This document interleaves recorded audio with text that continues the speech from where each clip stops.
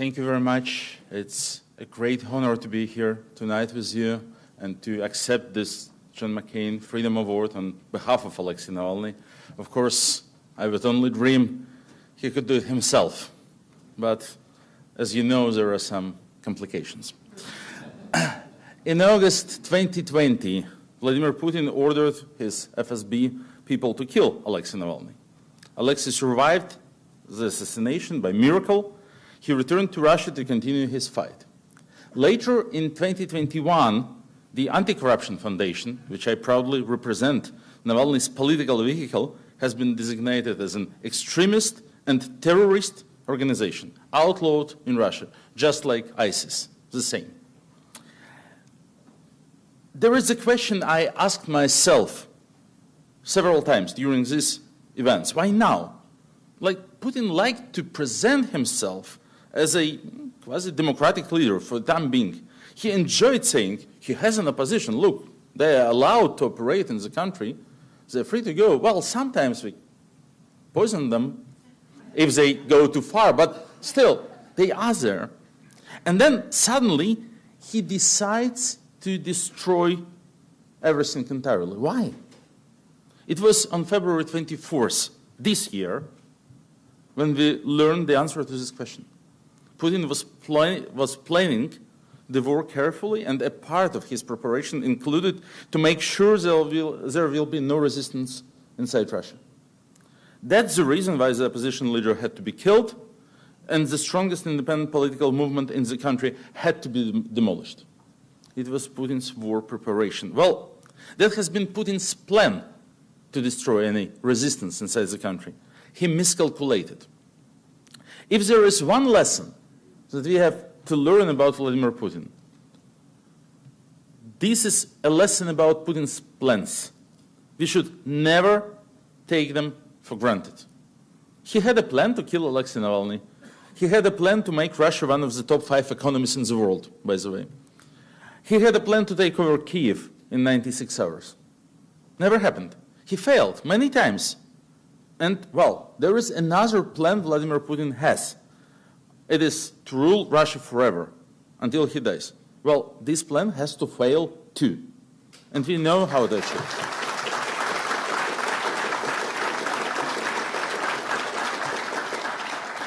Alexei Navalny is not only a hero, he's not only just a symbol of resistance.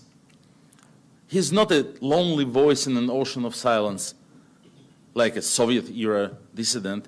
He's also an extremely skilled political leader. He has built a very capable organization, the Anti-Corruption Foundation. This foundation has survived through enormous repression, and it is now stronger than it ever was. And this is, well, because how Navalny created and managed it through many years. Just to give you one figure, to give a feeling of what's going on, in April this year, we had over 20 million unique viewers in Russia to watch our videos on YouTube, where we investigate Putin's corruption, counter Putin's propaganda and disinformation, and tell our Russian compatriots truth about Putin's atrocious war against Ukraine. This is 20 million. This is twice the number of followers on social media we had before the war started. It is not true that Russians are supporting Putin and supporting the war. They are his victims, not accomplices. He repressed them for years. He tortured them with his propaganda. He stole billions from them. He poisoned and shot the best of them. And still, so many of them are looking for the truth and trying to break through the wall of censorship and disinformation.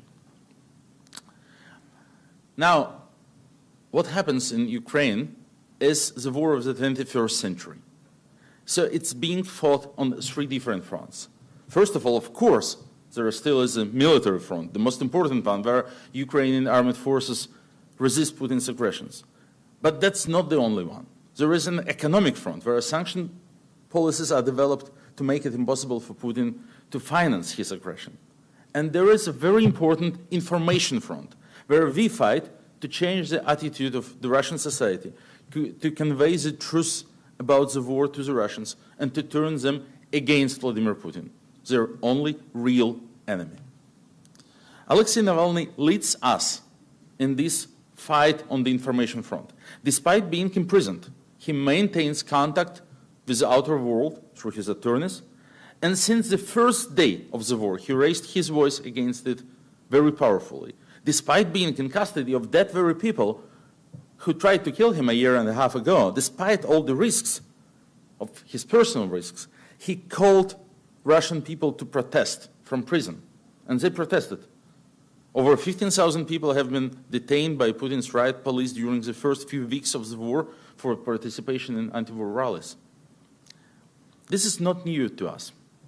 There once was a huge anti-war rally scheduled in Moscow on March 1st, 2015, on the peak of Putin's military aggression in Donbass during the previous escalation. This rally had two organizers. Such a coincidence, both of them John McCain Freedom Award laureates. One was Alexei Navalny, and he was thrown to prison a week before the rally. The other was Boris Nemtsov. He was shot one day before the rally, before this anti-war protest, and the rally was turned to a memorial march. Alexei asks us to keep fighting from his prison cell. We do not have right to give up. Vladimir Putin is a war criminal and international terrorist. Putin presents the most dangerous threat to the world since Hitler.